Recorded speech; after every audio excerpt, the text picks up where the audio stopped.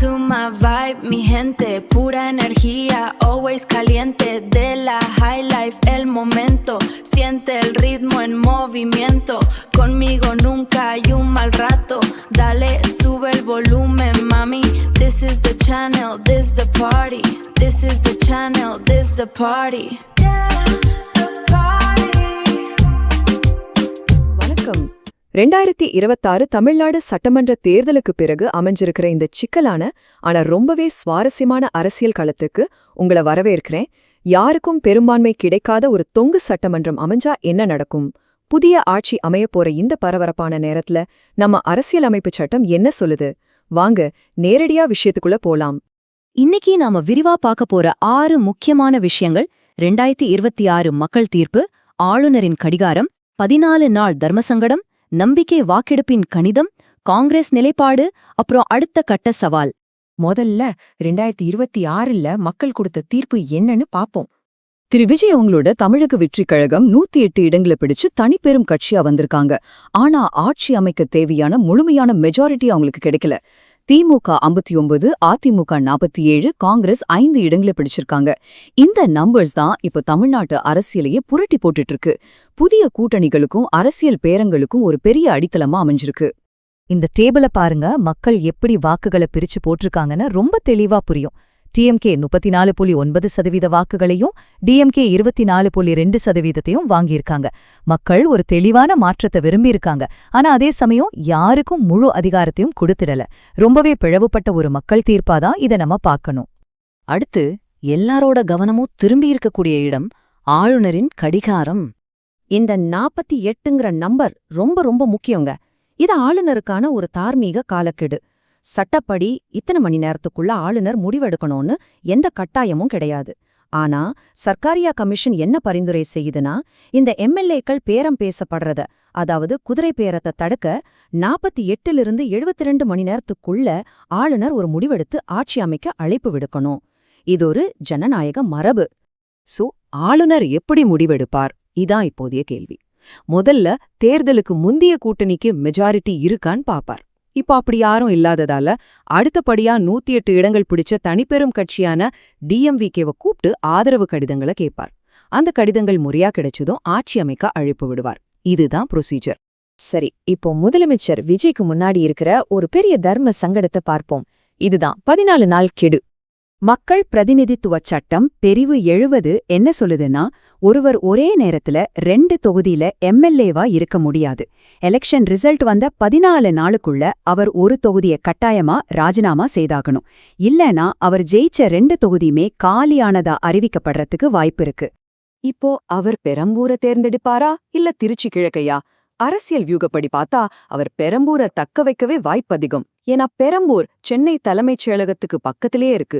தலைநகரை தன்னோட கோட்டையா மாத்திக்க இது உதவும். ஆனா திருச்சி கிழக்கே ராஜினாமா செஞ்சா அங்க ஒரு இடைத்தேர்தல் வர்றது உறுதி. அது ஒரு மிகப்பெரிய அரசியல் டெஸ்ட் அமையும். இப்போ ஒரு சுவாரஸ்யமான அரசியல் கணக்க பாப்போம்.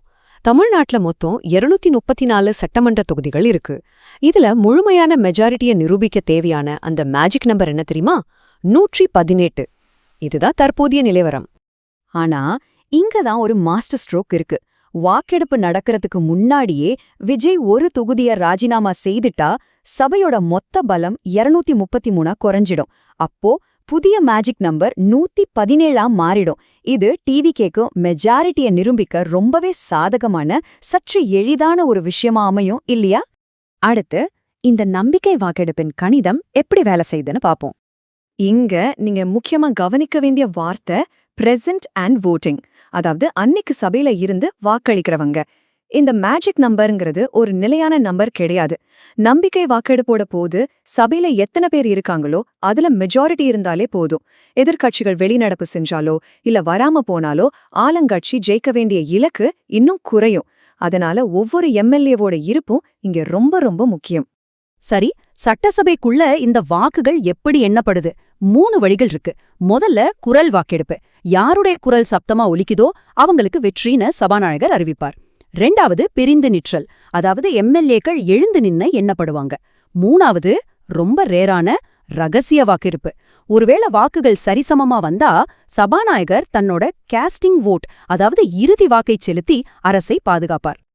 அடுத்து இந்த தேர்தலுக்கு பிறகு நடந்த ஒரு மிகப்பெரிய திருப்பம் காங்கிரஸ் கட்சியோட அதிரடி நிலைப்பாடு. காங்கிரஸ் கொடுக்கிற ஆதரவு வெறும் நிபந்தனையற்ற ஆதரவு கிடையாதுங்க. அவங்க ரொம்பவே ஸ்ட்ராங்கான சில கோரிக்கைகளை வச்சிருக்காங்க. அமைச்சரவையில வருவாய்த்துறை அல்லது உள்ளாட்சித்துறை, அதுபோக சுகாதாரம் இல்லைனா கல்வித்துறைன்னு முக்கியமான இலாகாக்களை கேக்குறாங்க. கூடவே துணை சபாநாயகர் பதவியும் வேணும்னு சொல்றாங்க. மக்களோட நேரடி தொடர்பில் இருக்கிற துறைகளை அவங்க குறிவைக்கிறது இதிலிருந்து ரொம்ப தெளிவா தெரியுது. இந்த அரசியல் மாற்றத்தை நாம 2 கோணங்கள்ல பார்க்கலாம். விமர்சகர்கள் இது ஒரு அரசியல் சந்தர்ப்பவாதம்னு சொல்றாங்க.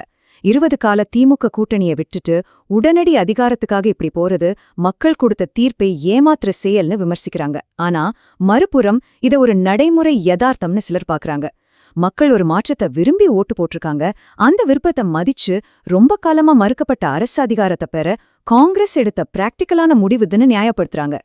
இறுதியா அடுத்த கட்ட சவால் என்ன? அதுதான் திருச்சி கிழக்கு இடைத்தேர்தல். விஜய் ராஜினாமா செய்ய போற அந்த தொகுதியில இன்னும் 6 மாசத்துல ஒரு இடைத்தேர்தல் வந்தே தீரும். இது வெறும் ஒரு தொகுதிக்கான தேர்தல் கிடையாது, இது ஒரு மினி பொதுத் தேர்தல்.